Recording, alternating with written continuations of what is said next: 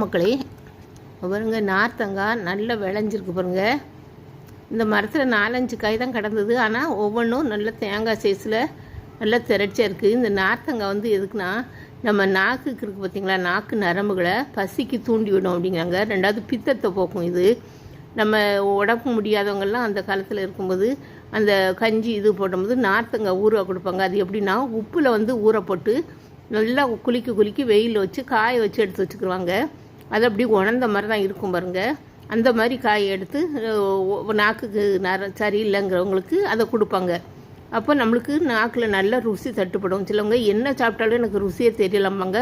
அப்படிப்பட்டவங்களுக்கு இந்த நார்த்தங்காய் கொடுத்தா அது ருசி தட்டுப்படும். அது பித்தத்தையும் போக்கும் பாருங்கள்.